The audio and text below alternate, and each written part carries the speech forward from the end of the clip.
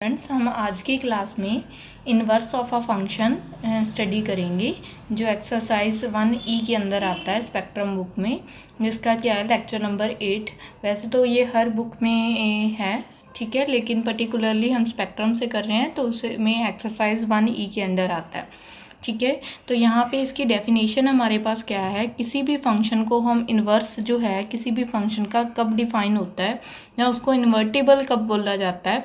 अगर मेरे पास कोई फंक्शन है f from x to y, उसको हम इन्वर्टिबल क्या बोलेंगे, कब बोलेंगे कि अगर वो इन्वर्टिबल है, अगर कोई ऐसा फंक्शन हो g दैट इज़ जो उससे के इन्वर्स है, कि यहाँ पे एक फंक्शन एग्जिस्ट करे, g इसका उल्टा होगा, ठीक है, बिल्कुल ही इन्वर्स है तो वो रिवर्स चलेगा। यहाँ पे अगर ये x टू y डिफाइन है तो वो हमारे पास क्या होगा, y टू x हमारे पास डिफाइन होगा कि फंक्शन के ऊपर लगने के बाद, f के ऊपर वो लगने के बाद आइडेंटिटी बन जाए, g ऑफ f हमारे पास क्या आ जाए, आइडेंटिटी आ जाए x की।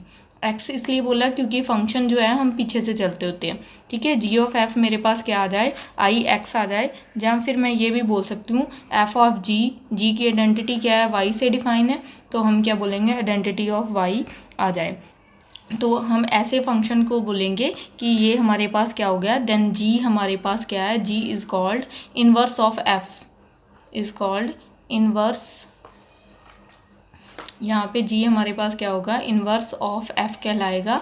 जहाँ हम ये भी बोल सकते हैं कि g जो है वो किसके इक्वल है, f इन्वर्स के इक्वल है, ठीक है। तो ऐसे फंक्शन को हम क्या बोलते हैं, g जो है वो f इन्वर्स के इक्वल है, ठीक है। और अगर कोई भी फंक्शन इन्वर्टिबल होता है, डेट इज़ ये वाली कंडीशन को सेटिस्फाइड करता है। कौन सी कंडीशन, कि f from x to y है, कि वहाँ पे एक g एग्जिस्ट करे बिल्कुल इससे inverse y to x, such that g of f के ऊपर वो लगाने पे आइडेंटिटी बन जाए। फॉर एग्जांपल हम मैथ में सिंपल नॉर्मल सम्स में भी करते होते थे, अगर किसी भी फंक्शन का इन्वर्स एग्जिस्ट करता है, जैसे 2 का इन्वर्स 1/2 है, तो उन दोनों को सॉल्व करने के बाद ऑफ मतलब उन दोनों की ब्रैकेट मीन्स मल्टीप्लाई करने के बाद क्या आ जाए, 1 आ जाए, तो उसको इन्वर्स बोलते हैं। जैसे 3 है, उसका इन्वर्स 1/3 मिल जाए, तो उस दोनों को सॉल्व करने के बाद अगर तो आइडेंटिटी बनता है, 1 बनता है, तो हमारे पास उस फंक्शन को हम क्या बोल देते हैं, 1/3 is the inverse of this 3, ठीक है। वैसे ही g ऑफ f के ऊपर, अगर g के ऊपर f लगता है तो आइडेंटिटी बन जाए, f के ऊपर g लगने के बाद आइडेंटिटी बन जाए। और आइडेंटिटी किसके बने, जो लास्ट पे फंक्शन होता है उसकी, क्योंकि ऑपरेट हमने यहाँ से स्टार्ट करना होता है, डोमेन हमने g की भरनी है। अगर f ऑफ g निकालना है, अगर g ऑफ f निकालना है, तो डोमेन हमने f की पुट करनी होती है। तो ऐसे फंक्शन को हम क्या बोलते हैं, इन्वर्स, और g equal to f inverse होता है। और f इन्वर्स तभी होता है, कोई भी फंक्शन f जो है वो इन्वर्टेबल कब होगा, नोट करने वाला यहाँ पे ये पॉइंट है कि अगर कोई भी फंक्शन इन्वर्टेबल है तो हमारे पास वो जो फंक्शन है वो 1 देन f जो है must be 1 and onto, हमारे पास f function 1 and onto होगा, ठीक है। एंड वाइस वर्सा, उल्टा भी ट्रू है, अगर कोई भी फंक्शन 1 एंड ऑन टू है तो वो क्या होगा, हमारे पास वो इन्वर्टिबल भी फंक्शन कहलाएगा, ठीक है। तो ये थी हमारे पास डेफिनेशन कि अगर कोई ऐसा फंक्शन मिल जाए g किसी भी चीज़ का उल्टा, कि दोनों को सॉल्व करने के बाद, ऑफ सॉल्व करने के बाद आइडेंटिटी बन जाए, तो ऐसे फंक्शन को इन्वर्टिबल कहते हैं। तो इससे बेसिस पे हमारे पास फर्स्ट सम आता है, ठीक है। एक और कंडीशन है यहाँ पे कि अगर किसी भी फंक्शन का, जैसे हम इन्वर्स सॉल्व करते थे डिटर्मिनेंट में मैट्रिक्स में करेंगे, जिन्होंने नहीं किया चैप्टर, तो f ऑफ g के ऊपर अगर इन्वर्स लगता है तो ये फंक्शन जो होता है वो रिवर्स हो जाता है, g आगे आ जाएगा और f पीछे चला जाएगा।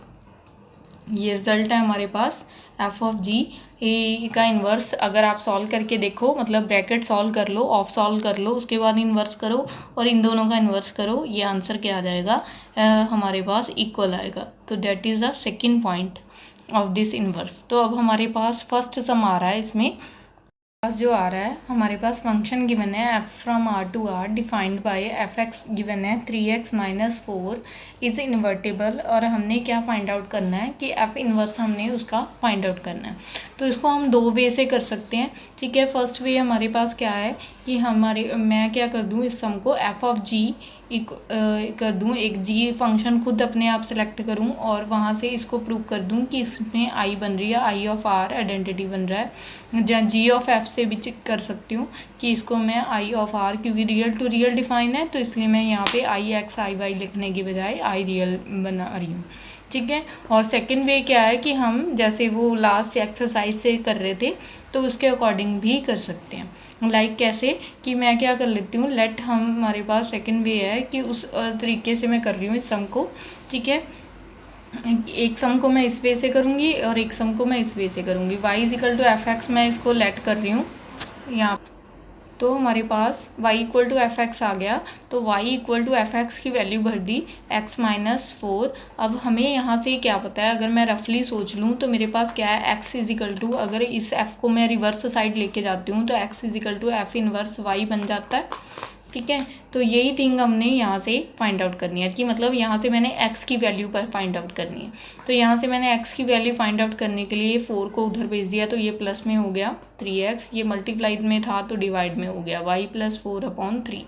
तो यहाँ से अगर मैं क्लियर करूँ कि फ्रॉम 1 से मेरे पास इसकी वैल्यू क्या है, फंक्शन की वैल्यू क्या है, x की वैल्यू क्या है, एफ इनवर्स ऑफ y।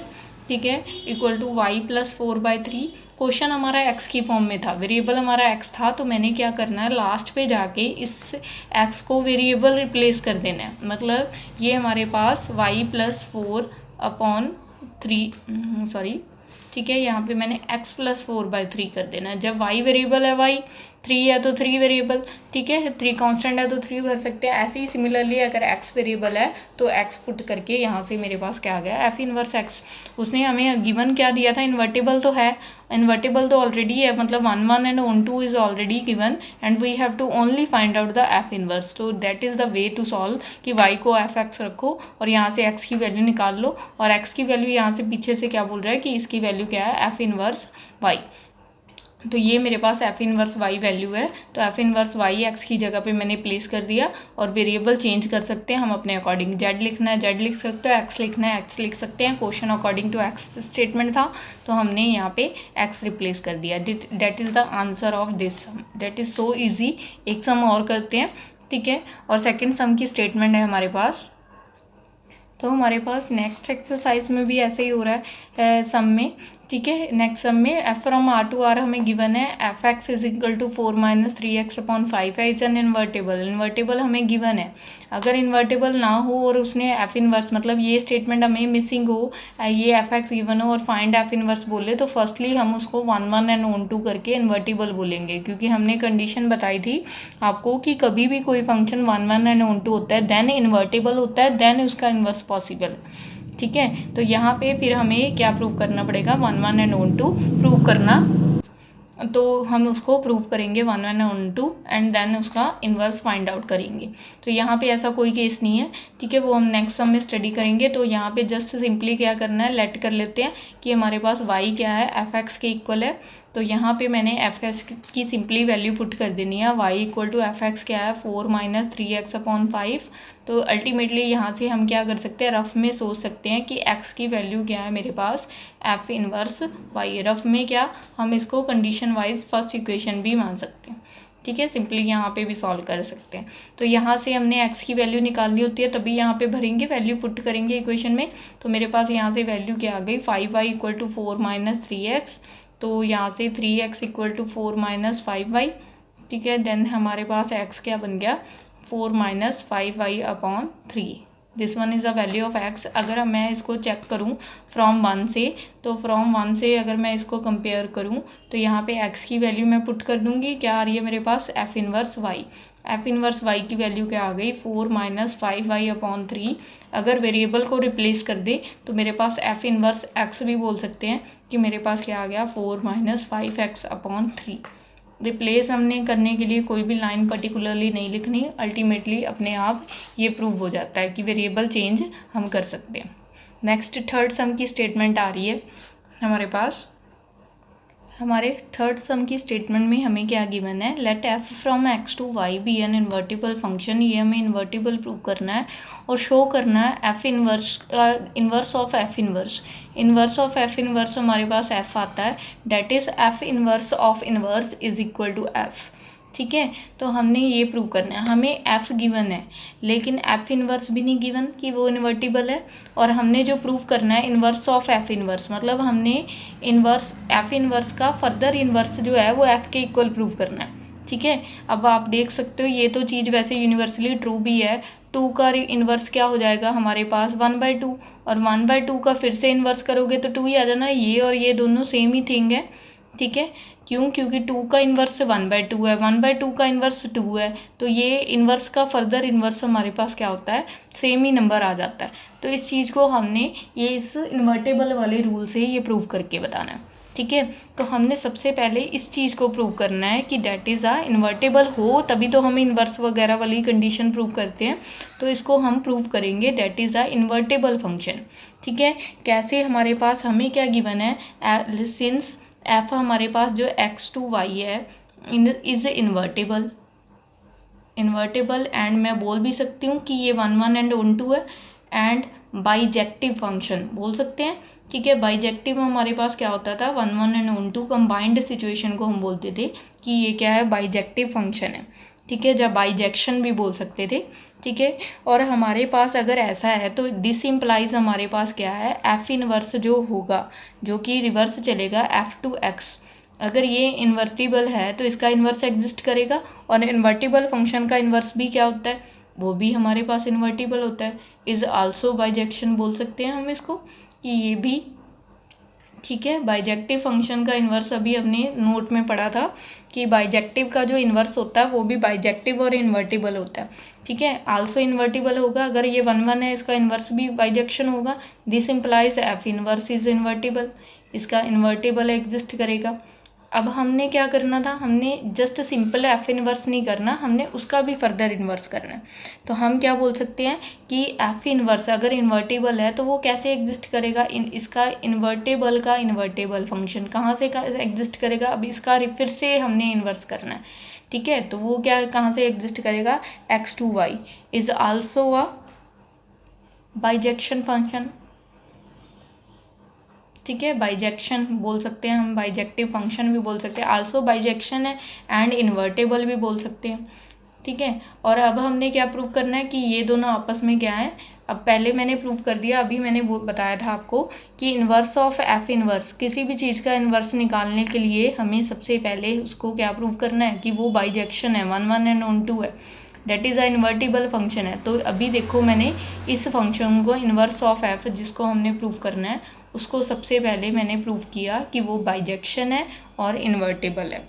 अब मैंने क्या करना है, इस चीज़ को क्या प्रूव करना है, इसका इन्वर्स प्रूव करना है, तो उसके लिए सेम रूल जो अभी हमने 2 सम्स में किया कि एफ इन्वर्स जिसको प्रूव करना है कि एफ इन्वर्स हमारा किस पे लगेगा, एफ इन्वर्स वाई के ऊपर ही लगेगा, ठीक है। वाई इक्वल टू एक्स लेते हैं, ठीक है, क्योंकि हम वहाँ पे हम एफ़ को लेते थे तो एफ़ इन्वर्स प्रूव करते थे, ठीक है, कि एफ़ इन्वर्स की वैल्यू इतनी है, तो यहाँ पे एफ़ इन्वर्स लेंगे तो उसका फर्दर इन्वर्स हमने प्रूव करना है, ठीक है।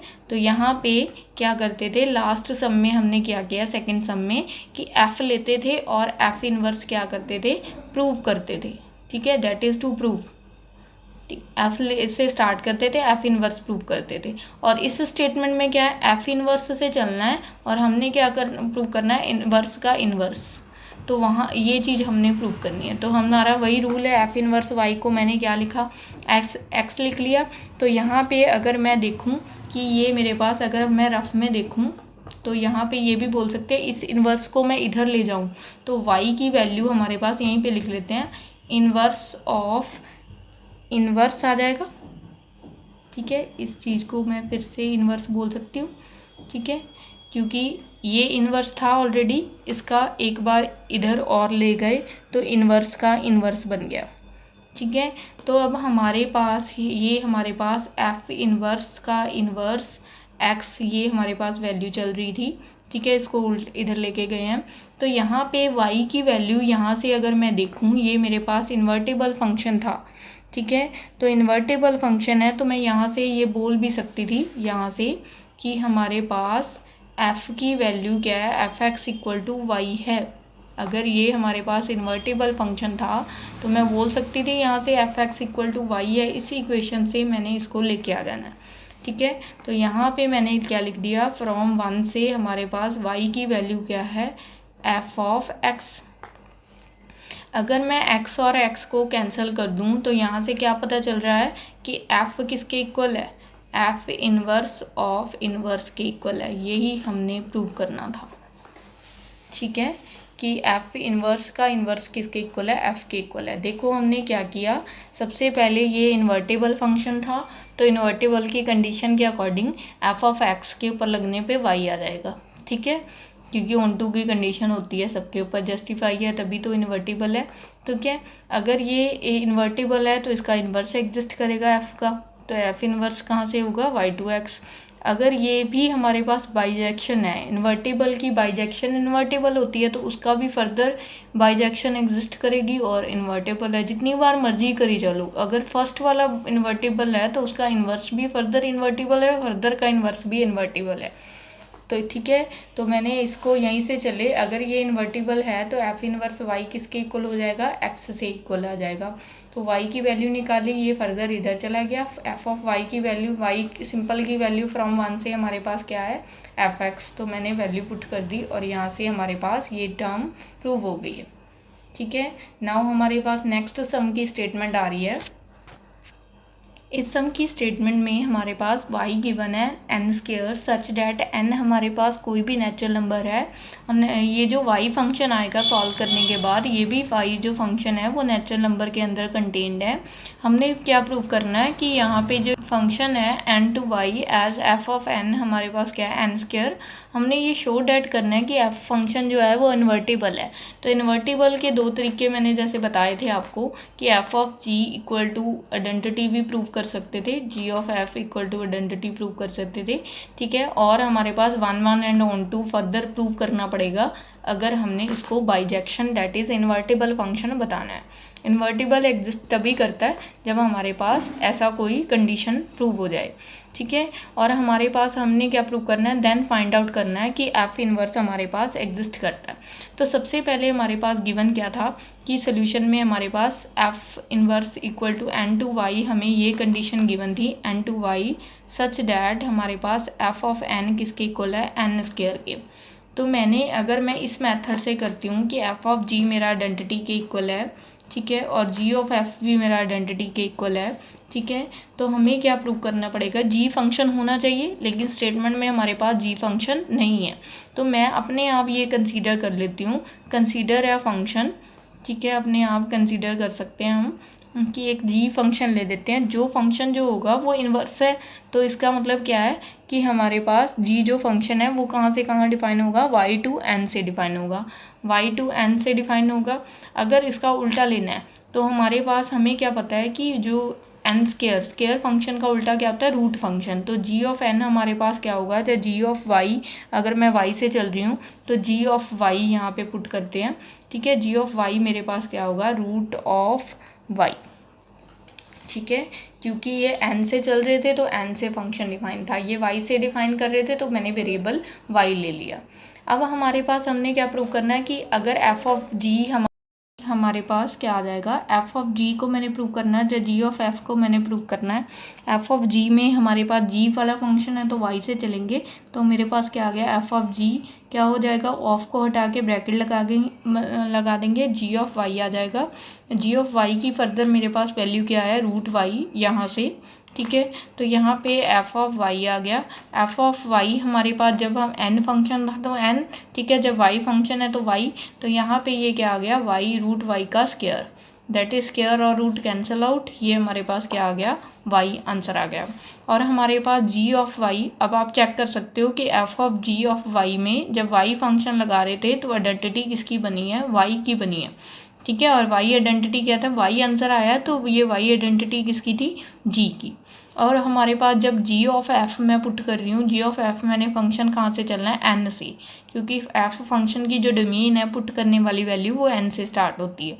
तो जी ऑफ एफ हमारे पास क्या आ जाएगा, ऑफ हटा के मैंने ब्रैकेट लगा दी, ठीक है। और जी ऑफ एफ एन की वैल्यू मेरे पास क्या है, एन स्क्वायर और जी ऑफ एन स्क्वायर की मेरे पास वैल्यू क्या है, जब वाई है तो वाई है, ठीक है, जब एन स्क्वायर है तो एन स्क्वायर है। तो यहाँ पे मैंने पुट कर दिया एन स्क्वायर, रूट और एन कट गए, तो यहाँ पे फंक्शन क्या आ गया, एन। तो हमारे पास जी ऑफ एफ एन की वैल्यू क्या आ गई, जब मैंने एन से स्टार्ट किया तो मेरे पास आंसर एन आया। मतलब ये आइडेंटिटी एन किसकी आइडेंटिटी थी, एफ की आइडेंटिटी थी, ठीक है। तो मैं यहाँ पे लिख भी सकती हूँ कि ये मेरे पास आइडेंटिटी किसकी है, एन की आइडेंटिटी है, ठीक है। तो हमारे पास f of g i y के इक्वल आया, g of f i n के इक्वल आ गया। इट मीन्स क्या आ गया, एफ हमारे पास क्या है, इन्वर्टेबल फंक्शन है और इसका इन्वर्ट क्या है, जी फंक्शन, ठीक है। एंड जो जी है इज़ इन्वर्स ऑफ एफ, तभी उन दोनों को ऑफ सॉल्व करने के बाद हमारे पास क्या बना है, आई फंक्शन बना है। तो मैं बोल सकती हूँ कि जी इज़ इन्वर्स ऑफ एफ। तो ऐसे भी लिख सकते हैं कि एफ इन्वर्स किसके इक्वल है, ठीक है, जी के इक्वल है। ये चीज़ें हम लिख सकते हैं कि f inverse is equal to g function. तो यहाँ से हमारे पास ये वाला सम कंप्लीट होता है।